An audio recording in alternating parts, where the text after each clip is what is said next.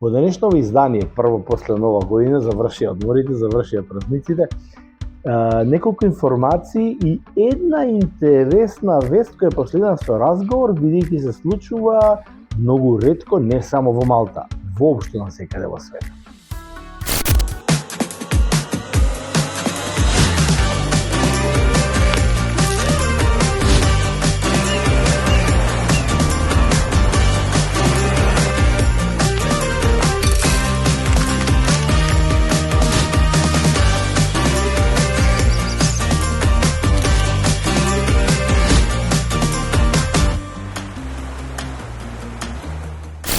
Малта во ноември 2024 година ја посетиле 262.000 туристи.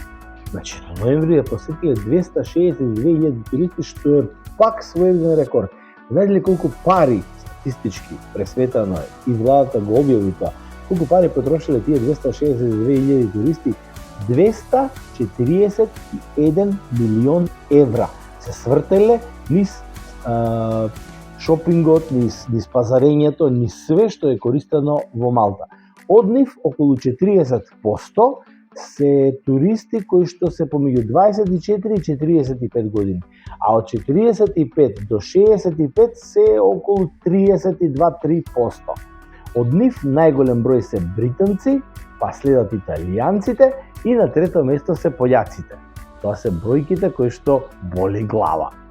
Што во бројки се ова што ви кажав е во проценти 12,9% повеќе од минатата година.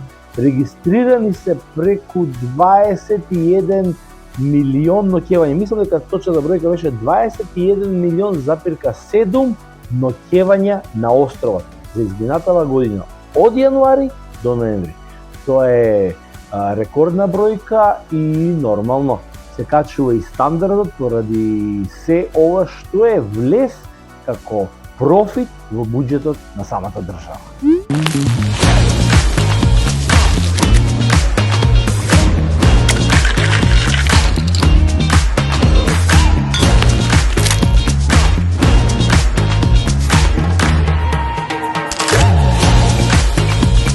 Туристите доаѓаат во Малта и нормално зборувавме пред неколку епизоди за услугата која што е многу променета во однос на она што беше пред ковидот. Се смени и целата сервисна мапа во однос на националностите кои што работат веќе во секторот туризам, угостителство и хотелиерство. И да не се повторувам, но има и добри работи. Многу голем дел од туристите пишуваат на крај коментари дека сепак се задоволни од она што го добиваат во Малта, значи се подобрува квалитетот. Сега ќе ви покажем еден разговор кој што мене многу пријатно ми изненади, затоа што станува збор за македонец, кој што многу внимава и вложува во своите вработени, бидејќи работи во хотелиерство, угостителство и туризам секторот, посебно угостителство, каде сервисот е многу важна работа. Како тоа го прави? Ретко ќе слушнете дека некоја компанија се грижи за своите вработени на ваков начин, да ги носи, да ги шета, да вложува во нив, не само ние тимбилдинг активности еднаш годишно неколку часа или еден викенд, па таму се изучуваат некои семинарски работи, нови вештини и така. Не, едноставно шетање, уживање. Ален Осман, Mama's Sugar, ги собра минатата година сите награди во однос токму на овој сектор. Видноста ја знаете, ви зборував неколку пати за тоа. Што направи? Своите вработени од Mama's Sugar, верували или не, 2 дена и затвори сите маркети своји, сите дуќани што ги има во Малта и објави дека после 2 дена, значи третиот ден ќе бидат повторно отворени. Некои се зачудија, но информацијата беше интересна и добра. Никој не се пожали. Затоа што Ален Осман одлучил да ги носи своите вработени на патување во Рим. Чист одмор, задоволство и дружба. Мене ме изненади и посакав да разговарам токму на оваа тема, затоа што ова не се среќава секогаш, секаде и често, не само на островот, во свет. Една од компаниите ретки, не во Малта, во светот, каде што покажува една грижа за своите вработени, како ретко се гледа, посебно денеска во 21 век, во 2024 и 5-та, затоа што работникот постојано сака да се експлоатира, посебно работодавците, и да го извадат максимум. Зошто го велам ово? Бевте на постновогодишно патување во Рим, ги однесе сите твои вработени на твој трошок да едноставно поминат 2 дена некој га тимбилдинг. Не е тоа тимбилдинг. Тимбилдинг знаеме што е кога нема толку многу трошоци, просто само збор за исклучиво задоволство. Како гледаш на сето тоа? Како твојот сетап во главата во однос на вработените е многу различен од 90% компаниите што работиш? Па видете како. Значи без работените дефинитивно бизнисот не може да е напред. Да, ма тоа сите го знаат. А кај тебе пак различно. Да, малце јас поранешно гледам разлика од други газди, затоа што дефинитивно сметам дека на крајот на денот ти се движешка сила на компанијата, треба да се дополнително мотивирани. Така да овој вид на трип кој што го направивме дефинитивно го заслужија, што 2004 беше доста успешна година за нас, како таква.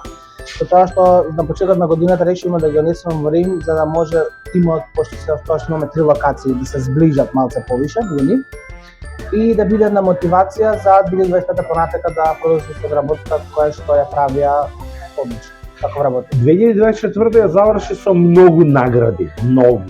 Меѓу кои за мене, постојано кажувам, инклузивноста беше најважната, бидејќи остава прекрасен пример на нештото човештво воопшто, на хуманоста, на алтруизмот, кој што е исчезнат кај луѓето.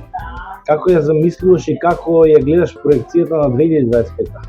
А 2025 проекцијата е следна да ќе отвориме нов локал, кој што ќе биде под друг бренд, исто, Mama Sugar со Mama's Burger специфика, така да може да разговараме во следните емисии во однос на тоа која ќе биде, што ќе биде. И планираме, имаме преговори за Германија, да се отвори Mama Sugar во јуни месец 2025 година и може би во Скопје. Интересно, добро. Само едно прашање за крај. Да рече јуни Германија. Да. Тогаш и ние ќе бидеме присутни таму кога ќе биде јуни, затоа што во мај завршува Лига шампиони во Германија. Да се надам дека моја Барселона ќе биде таму и ќе бидеме на отварање на Mama Sugar, а ова со Скопје е интересно. Дали тоа значи дека после Скопје може и Македонија да ја зафатиш и дали е можно ако почнеш да отвараш во Скопје да се префрлиш да живееш во Скопје? Не се знае се уште. Да? Не се знае се уште, ама сега моментално сме тука, затоа што мислам дека Скопје има голема побарувачка да се отвори Mama Sugar и секогаш кога идам во Скопје назад, секогаш смабе да кога ќе биде Скопје. Така да мислам дека може би 2025 е година за да се отвори Скопје. Македонци, малтежани, ти посакувам голем успех, а во следниот чекор ќе зборуваме за она што е ново, интересно и се уште таинствено во Mama Sugar, а ќе биде наскоро отворена. И за крај, само да ми информирам, денес е петок, следува викенд. Се предпоставува дека оној влажен ветровит бран го удира островот во следниве 2 дена и некаде прочитав дека дури и 8-ца, а може би и 9-ка ќе биде јачината на ветрот. Денеска имавме моменти каде што 60 км на час беше ветрот, со дожд дури падна и на некој места град, бидете подготвени. Но, да знаете дека после овој викенд повторно следува на убаво, сончево, островско, медитеранско време. Се гледаме следната епизода со интересни информации кои што специјално ги подготвувам, но ги чувам за да ви ги разлувам во текот на наредната. Бидете ми поздравени, уживајте во викендот и спремете се за можеби невреме.